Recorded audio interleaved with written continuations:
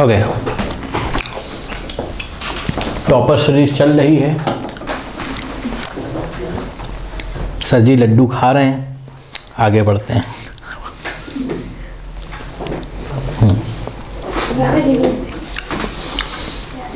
चलो, hello students, तो class 9th में मैथमेटिक्स में सर्कल्स एनसीईआरटी से हमने स्टार्ट किया था। टॉपर सीरीज चल रही थी ये। बच्चों ने पूछा टॉपर सीरीज क्या है? अरे टॉपर सीरीज क्या, पढ़ोगे तो टॉप करोगे और क्या। बहुत ही डिटेल में पढ़ाया हुआ, इसलिए टॉपर सीरीज नाम इसका हमने रख दिया है। तो चलिए बच्चों, इस वीडियो में हम स्टार्ट करेंगे 10.1 का सॉल्यूशन। अगर आपको इसके पहले का वीडियो नहीं मिला है सर्कल्स का, तो जाइए कमेंट सेक्शन में कमेंट पिन किया हुआ है, पिन कमेंट पे रीड मोर पे जब आप क्लिक करोगे तो आपके क्लास 9 का पूरा सिलेबस ओपन होकर आ जाएगा। वहां आपको सर्कल्स क्लास 9 एनसीईआरटी वाले लिंक पे क्लिक करना है, तो इसके पहले का वीडियो यानी कि पूरा प्लेलिस्ट आपके मोबाइल में ओपन होके आ जाएगा। बाकी कोई और चैप्टर का अगर पढ़ने का मन हो तो उसके भी लिंक आपको मिल जाएंगे। और हाँ, केवल यही एक ऐसा चैनल है जहां पे आपको एनसीईआरटी एग्जाम्पलर के सॉल्यूशन मिलेंगे बहुत ही डिटेल में, आप पिन कमेंट चेक कर सकते हैं। आइए स्टार्ट करते हैं बच्चों। क्वेश्चन नंबर 1 जो है आपका वो है फिल इन द ब्लैंक्स। ठीक है, तो स्टार्ट करते हैं। देखिए नंबर 1 पार्ट कह रहा है the centre of a circle lies in dash of the circle. अब देखो कह रहा है सर्कल का जो सेंटर होगा वो लाई करता है, कहाँ लाई करता है? तो आपको तुरंत दिमाग ये लगाना चाहिए कि जब हम एक सर्कल ड्रॉ करते हैं तो वो सर्कल प्लेन को 3 पार्ट्स में डिवाइड करता है। याद है? ये देखिए, ये इंटीरियर, ये एक्सटीरियर, ये ऑन द सर्कल। ठीक है, तो ये सभी बच्चों ने पढ़ा। तो बताइए ये रहा सेंटर ना, तो सेंटर वाला पॉइंट कहाँ आ रहा है? सर्कल के इंटीरियर में। तो हमें यहाँ क्या फिल करेंगे? The centre of a circle lies in interior of the circle. Okay, next कह रहा a point whose distance from the centre of a circle is greater than its radius lie in dash of the circle. सुनो ध्यान से, a point, कोई point है whose distance, जिसकी distance कहाँ से? फ्रॉम द सेंटर, ठीक, is greater than its radius. मतलब समझो बच्चों, इस क्वेश्चन का मतलब समझिए।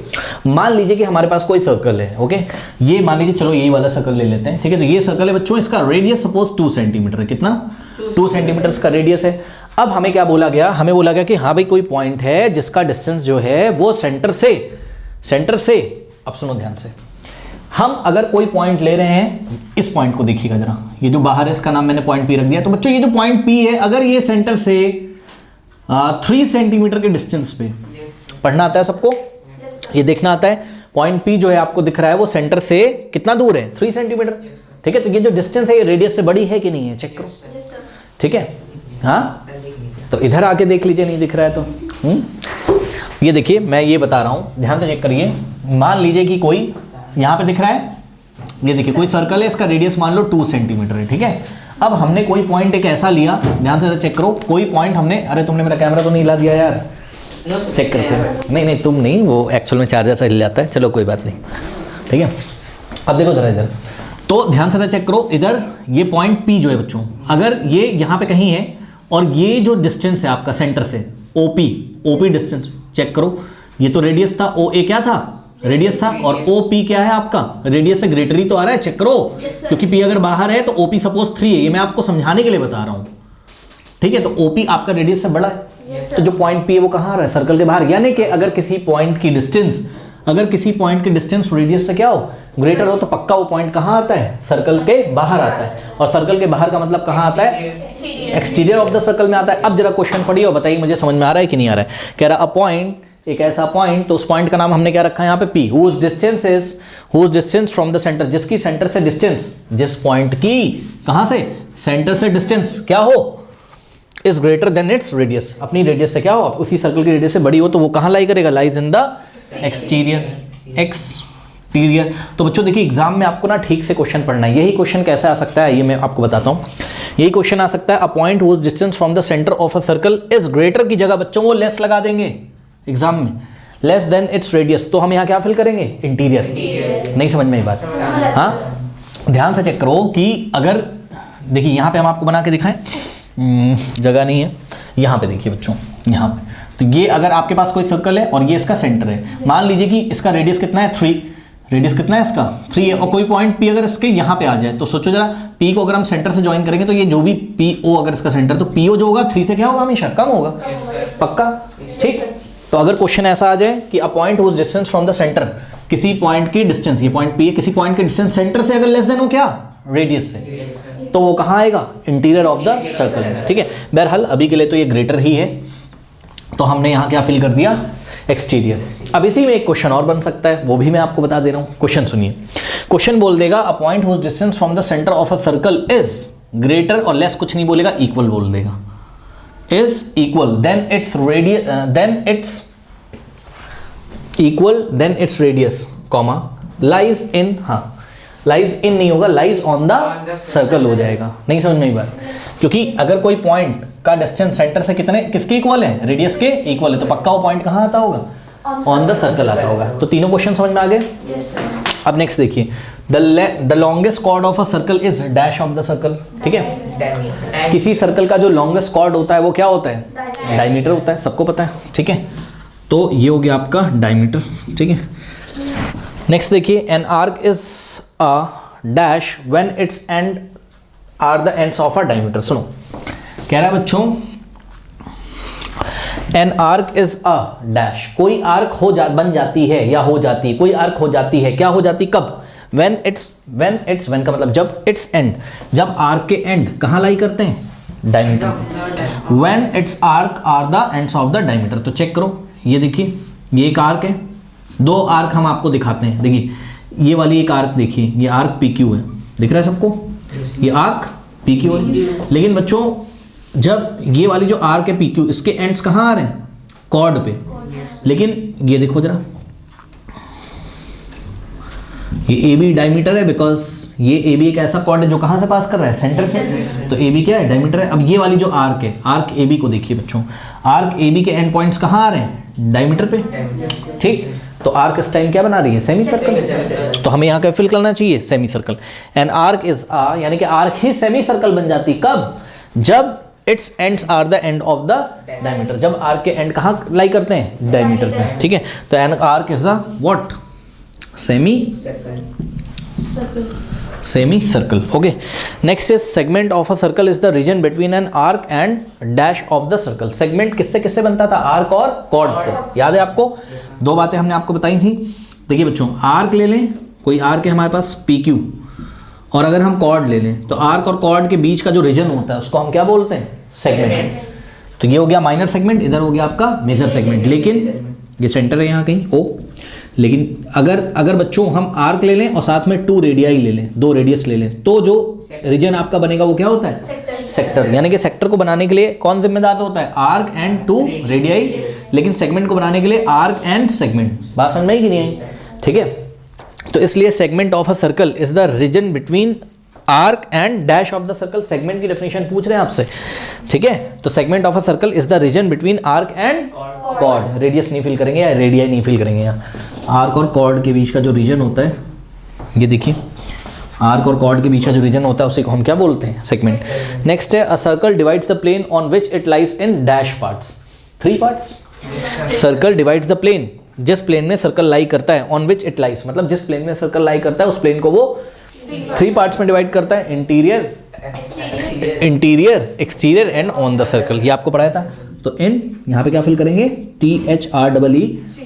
THREE, ओके, नोट कर लीजिए। Now students, question number 2, right true और false, give reason for your answer. Reason भी देना है, ध्यान रहे। तो फर्स्ट लेते हैं, line segment joining the centre to any point on the circle is a radius of the circle. Yes, थोड़ा सा ध्यान दें स्टूडेंट्स, ये हमारे पास सर्कल है, ठीक, और सेंटर है, तो सेंटर से, सेंटर ओ है, सेंटर का नाम ओ रख दिया हमने, सी रख दो, ओ रख दो, ठीक है।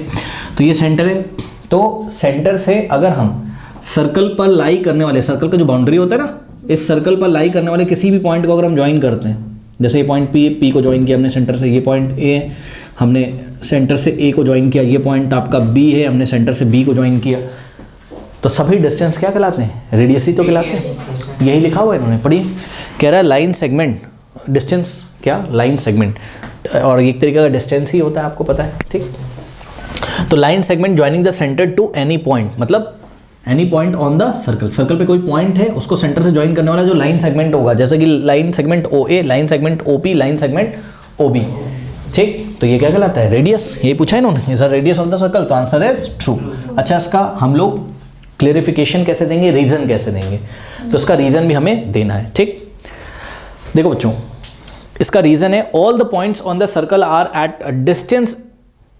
Eight equal distances from the centre of the circle. तो सुनो ध्यान से, सर्कल की डेफिनेशन याद है आपको? तो ये रीजन इसका सर्कल की डेफिनेशन से आया है।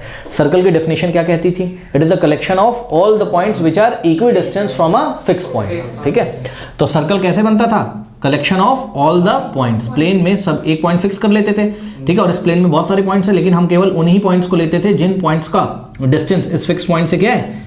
इक्वल है, सेम। और इसी फिक्स डिस्टेंस को हम क्या बोलते थे? रेडियस बोलते थे। फिक्स डिस्टेंस को हम क्या बोलते थे? रेडियस बोलते थे, ठीक है ना। तो इसका रीजन यही हो जाएगा कि all the points on the circle are at equal distances from the centre of the circle and this equal distance is called as radius of the circle from the definition of circle. Circle के definition से ऐसा बोल सकते हैं, ठीक है, easy है। तो ये इसका रीजन हो गया।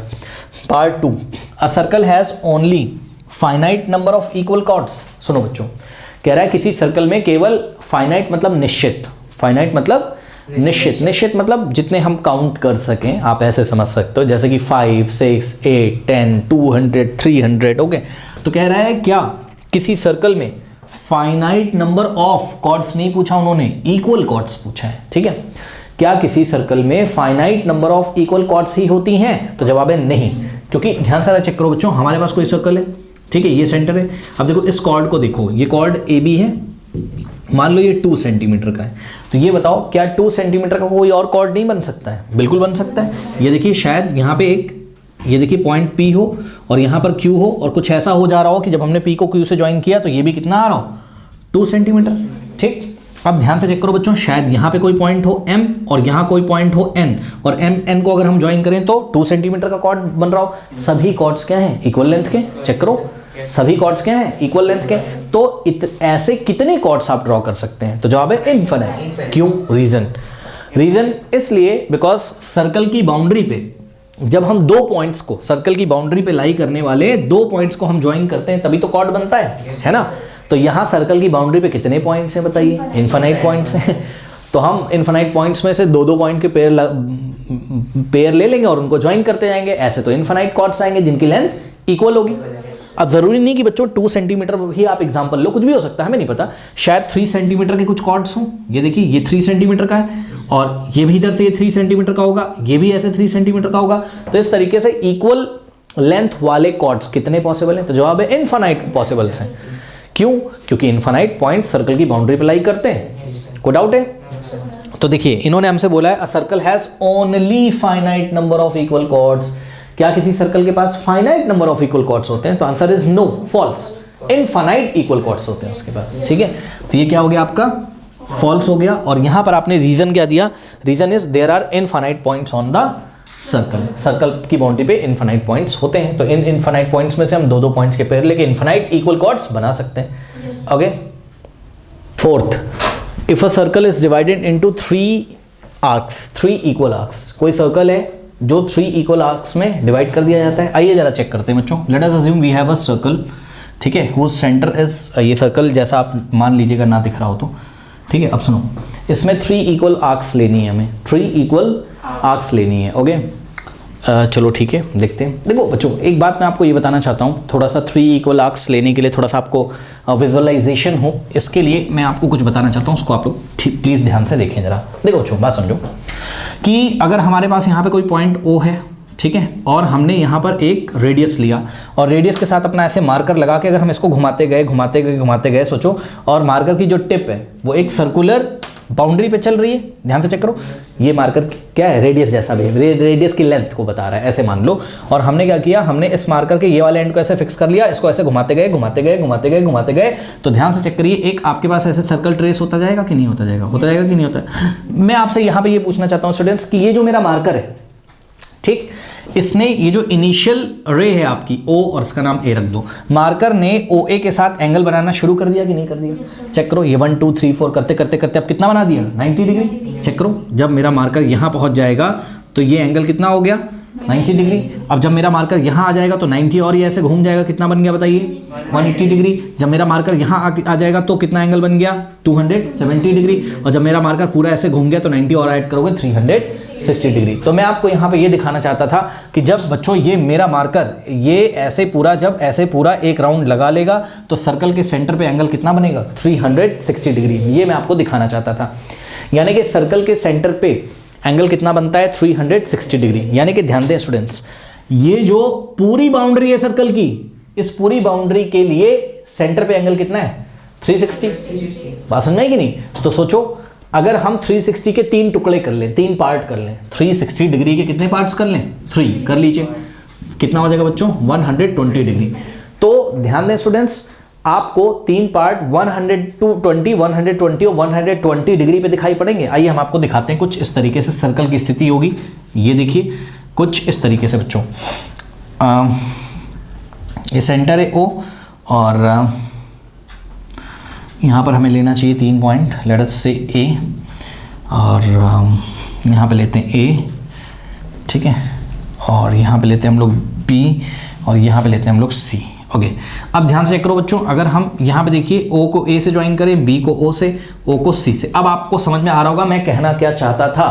ये देखिए बच्चों, ये हो गया 120 डिग्री, सही है, ये हो गया 120 डिग्री और ये भी हो गया आपका 120 डिग्री। अब मैं आपको यही बताना चाहता हूँ कि टोटल 360 डिग्री के लिए करस्पॉन्डिंग आर्क कितना है, तो जवाब है पूरा सर्कल है। तो 120 डिग्री के लिए ये देखिए इतना आर्क हो जाएगा, आर्क AC, और नेक्स्ट 120 डिग्री के लिए आर्क AB, ठीक है, और नेक्स्ट 120 डिग्री के लिए आर्क BC। अब आर्क आपस में क्या देंगे इक्वल, क्योंकि आर्क सर्कल के सेंटर पे इक्वल एंगल बना रहा है। यहां पूरी आर्क थी, पूरा सर्कल जो था फुल आर्क हमने लिया तो सर्कल के सेंटर पे कितना बन रहा था 360। तो यहां पर इक्वल आर्क अगर हम 3 पार्ट्स में सर्कल को इक्वल आर्क के अकॉर्डिंगली डिवाइड करेंगे तो सेंटर पे एंगल कितना बनेगा 120। यानी कि आपको अंदाजा लगाना था 120, 120 और 120 का। अब ये आपकी तीनों इक्वल आर्क्स हैं, ठीक। अब सुनो मेरी बात, इन्होंने यही तो बोला आपसे, कह रहे हैं कि if a circle is divided into 3 equal arcs, अगर किसी सर्कल को 3 इक्वल आर्क्स में डिवाइड कर लिया जाए, हमने कर लिया, तो कह रहे हैं कि each is a major arc. क्या हर एक आर्क मेजर आर्क होती है? ध्यान से चेक करो, ठीक है। क्या AC यहां पर मेजर आर्क है? क्या AB यहां पर मेजर आर्क है? क्या 3 ही तो आर्क है? चेक करो, आर्क AC है, फिर है आपके पास आर्क AB है, ठीक है, और उसके बाद आपके पास है आर्क लगाते हैं ना ऐसे, तो आर्क, फिर आर्क BC, ठीक है। तो ये तीनों आर्क क्या तीनों ही मेजर आर्क हैं? तो सुनो बताओ, एक बात बताऊं बच्चों, ये स्टेटमेंट तो मुझे वैसे ही फॉल्स लग रहा है क्योंकि तीनों इक्वल आर्क हैं। पहली बात तो यहां से अभी आप इसको फॉल्स कर सकते हैं, फॉल्स बोल सकते हैं, लेकिन क्या इक्वल आर्क मेजर आर्क नहीं हो सकती हैं? हो सकती हैं।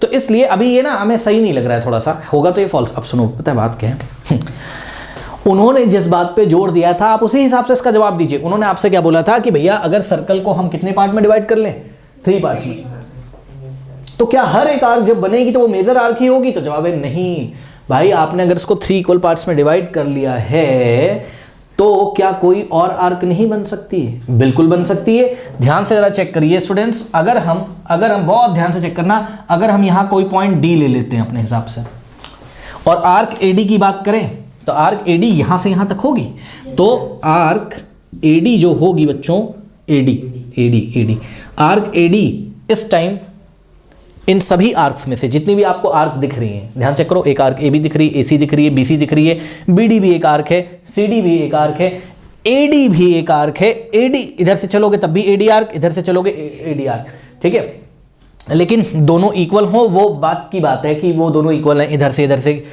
वो अलग एक मैटर है। लेकिन मैं ये सिर्फ आपको कंपेयर कराना चाहता हूँ कि ये चाहे आप इधर से ले लें आर्क AD और चाहे आप ये वाली आर्क AD ले लें, कोई भी ले लो, मर्जी है आपकी, ठीक है। तो सपोज मैंने इधर वाली ली है, ये वाली जो आर्क AD है पक्का वो AB से क्या है, बड़ी, चेक करो, ठीक है।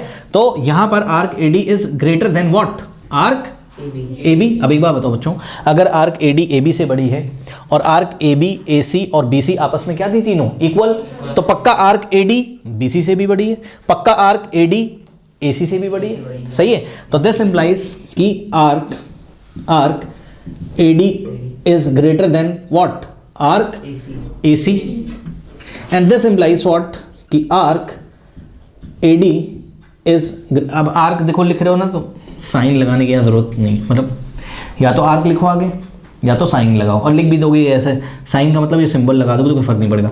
Arc AD is greater than what? Arc BC.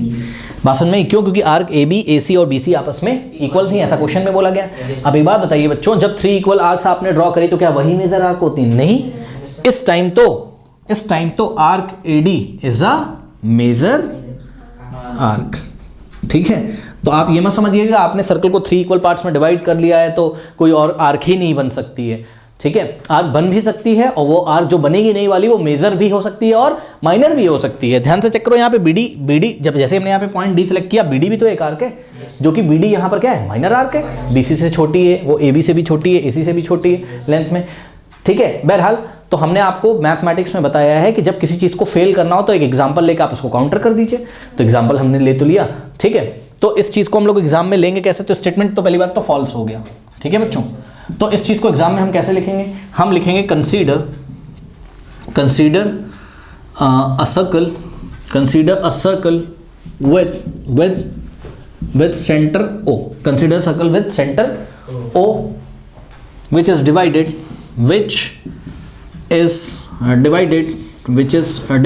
into 3 equal parts, जिसको कि हमने क्या किया? 3 equal parts में डिवाइड कर लिया। and 3 equal parts are what? Arc AB, arc AC and arc BC. now take any point D on the circle. अब इस सर्कल पे कोई पॉइंट D लीजिए। Take any point D on the circle. उसके बाद आप ये वाले स्टेप करोगे, फिर दिखाओगे arc AD is greater than AB, AD is greater than AC, AD is greater than BC और फाइनल स्टेप लिखोगे हेंस, ये फाइनल स्टेप है, हेंस यहाँ पे देखिए, hence arc AD is a major arc. तो this statement is a false statement. Okay, कर लीजिए स्टूडेंट्स। पार्ट 4 देखिए, a chord of a circle which is twice as long as its radius. तो आपको बोल रहे हैं कि आपके पास कोई सर्कल है, ठीक है, और इसका सेंटर O है। तो कह रहे हैं आपके पास कोई कॉर्ड है, ठीक है, और वो कॉर्ड गिवन क्या है? सुन लो, गिवन क्या है?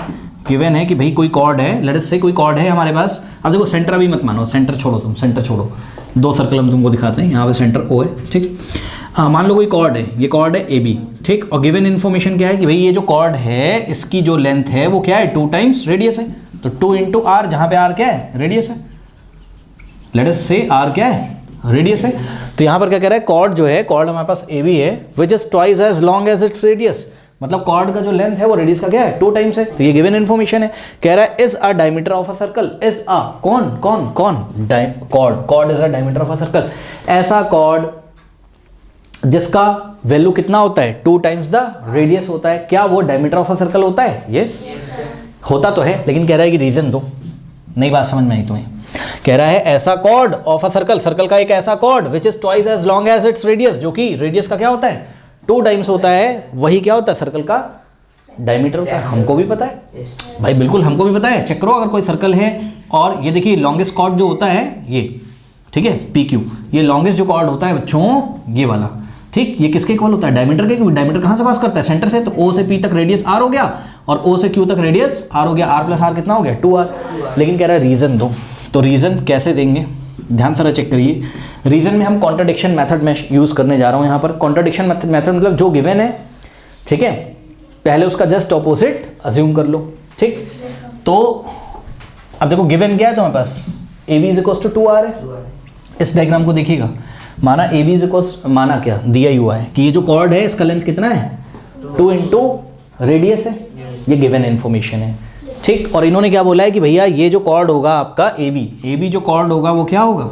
डायमीटर होगा इन्होंने बोला। तो हम कहेंगे लेट अस अज्यूम कि AB is not the diameter. भाई जो पूछा जाता है उसी का जस्ट ऑपोजिट ही तो आप अज्यूम करके चलते हो। करे नहीं होगा question, √2 is an irrational number, किया है कि क्लास 10th में करे हो? किया तो है शायद। कॉन्ट्राडिक्शन मेथड चैप्टर नंबर 1 में पढ़ा है। जो चीज प्रूव करनी होती है उसका जस्ट ऑपोजिट अज्यूम कर लीजिए, आपकी ही बात गलत हो जाएगी। इसका मतलब जो आपने सोचा था वो गलत सोचा था। बात समझ में आई कि नहीं? तो सुनो, इन्होंने क्या बोला है? लेट, हमने बोला सबसे पहले हमने लिखा क्वेश्चन में कि भाई let AB be a chord. माना कि AB क्या है? कॉर्ड है किसी गिवन सर्कल की, ठीक। और according to the question AB किसके इक्वल है? 2 इंटू R के। जहां पर आर क्या है, रेडियस है। और इन्होंने क्या बोला है कि ये जो ए बी होगा यही वाला कॉर्ड, कौन सा वाला कॉर्ड, जो 2 टाइम्स क्या है, रेडियस के, ठीक।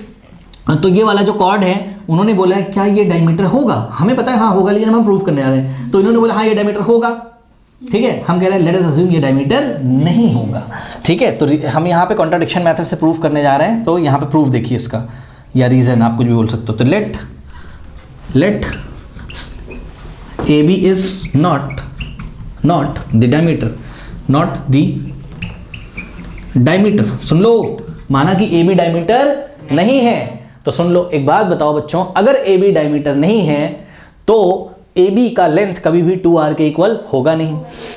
सुन लो ध्यान से, आपने ये अजम्पशन किया था, क्या किया था कि भैया ए बी डायमीटर नहीं है, चलो हम मान ले रहे हैं, ठीक। तो दिस इंप्लाइज व्हाट कि A B will surely not equal to what, 2 times radius, पक्का। But this contradicts the given information, but this contradicts the given information. अभी इसका क्या मतलब है बता रहा हूं आपको, परेशान ना हो, ठीक है। बट ये जो हमारे पास आ गया क्या कि ए बी 2r के इक्वल नहीं है, ये विरोध करता है। कॉन्ट्रडिक्ट्स मतलब अपोज करता है, विरोध करता है। किस बात को विरोध करता है? गिवन इंफॉर्मेशन को। भैया गिवन तो उसने बोल ही दिया है तुमसे कि ए बी के मतलब जो कॉर्ड है तुम्हारा, जिसको तुमने ए बी नाम दिया है, वो कॉर्ड किसके इक्वल है, 2r के। और तुमने क्या अज्यूम किया था कि ए बी डायमीटर नहीं है। ऐसा अज्यूम करने की वजह से क्या आ गया कि ए बी 2r के इक्वल नहीं है, बट गिवन क्या है कि ए बी तो 2r के इक्वल है। इसका मतलब तुमने अजम्पशन गलत किया है। तो इसका मतलब आवर अजम्पशन इज रॉन्ग। इसका मतलब आवर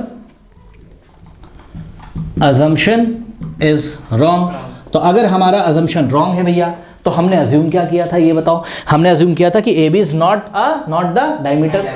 तो ये बात अगर गलत है तो इसका मतलब A B is the diameter. तो दिस इंप्लाइज व्हाट कि ए बी इज द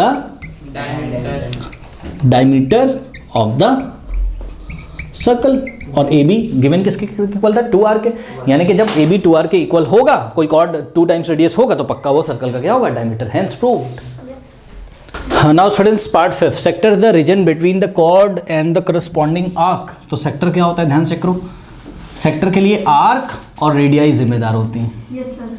ये रही आर्क ए बी और सेंटर से मिलाने वाले 2 रेडियस द्वारा जो बाउंडेड रीजन होगा वो आर्क। ये आर्क कह रहा हूँ, ये आपका हो गया क्या, सेक्टर, माइनर सेक्टर। और ये जो इधर बचा हुआ दिखाई पड़ रहा है, क्योंकि ये वाला भी क्या, आर्क और 2 रेडियाई से बाउंडेड फिगर ही तो है ये वाला।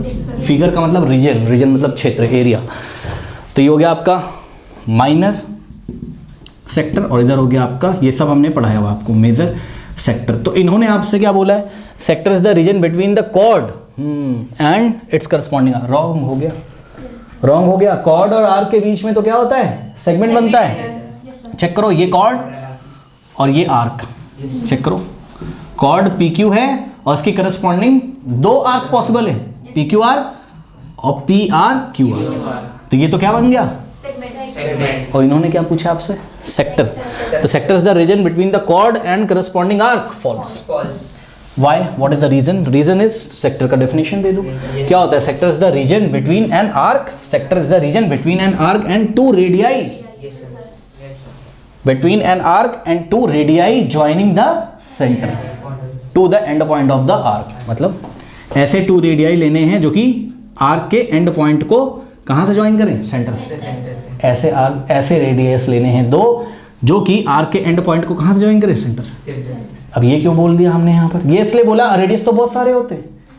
हाँ, ये भी तो रेडियस है, चेक करो, ये भी तो रेडियस है, इसमें तो इनफाइनाइट रेडियस है। लेकिन जिस आर्क की आप बात कर रहे हो उसके एंड पॉइंट्स को सेंटर से ज्वाइन करोगे तभी आपको क्या मिलेगा, ठीक है। आशा करते हैं समझ गए होगे आप। नेक्स्ट है पार्ट 6, कह रहा a circle is a plane figure. क्या सर्कल प्लेन फिगर है? यस। प्लेन मतलब एक ऐसा फिगर जो एक प्लेन में फिट हो जाए, जो कि 2 डायमेंशनल फिगर हो, जिसमें हम एरिया की बात करें, वॉल्यूम की बात नहीं करें। क्योंकि चेक करो, अगर हम बॉल की बात करेंगे, बॉल होगा जो स्फेयर होता है, वो 3 डायमेंशनल फिगर है, वहाँ हम वॉल्यूम की भी बात करते हैं। एरिया की तो हम बात करते ही हैं, वो हम पढ़ेंगे, सरफेस एरिया एंड वॉल्यूम आपने पढ़ा होगा या पढ़ोगे आप, ठीक है। वहाँ बॉल जो होती है स्फेयर, वो 3 डायमेंशनल फिगर है, वो प्लेन में नहीं फिट होगा। अगर हम इसको बॉल को लाके ऐसे रखें तो एक पॉइंट यहाँ पे टच करेगा, बाकी सब प्लेन से बाहर आ जाएगा। लेकिन ये सर्कल है, अगर कोई सर्कुलर पोर्शन है उसको अगर हम रखें तो ये प्लेन में फिट हो जाएगा। बात समझ में? यही हमने रीजन लिखा है। इन्होंने पूछा हमसे पहले a circle is a plane figure, तो answer is true. Why false? True होगा ना. Reason, a circle is a 2 dimensional figure and it can also be referred to as a plane figure. बताइए कोई डाउट है? तो students जो next हमारा topic है that is given on page number 171, 10.3 angle subtended by a chord at a point and screen पे आ रहा होगा. That is the introduction to exercise 10.2. और जाते जाते पिन कमेंट में रीड मोर पे क्लिक करना ना भूलें, वहां पे आपको आपका पूरा सिलेबस मिल जाएगा. चलिए फिर मिलते हैं नेक्स्ट वीडियो में. तब तक के लिए पढ़ते रहिए, बढ़ते रहिए. All the best.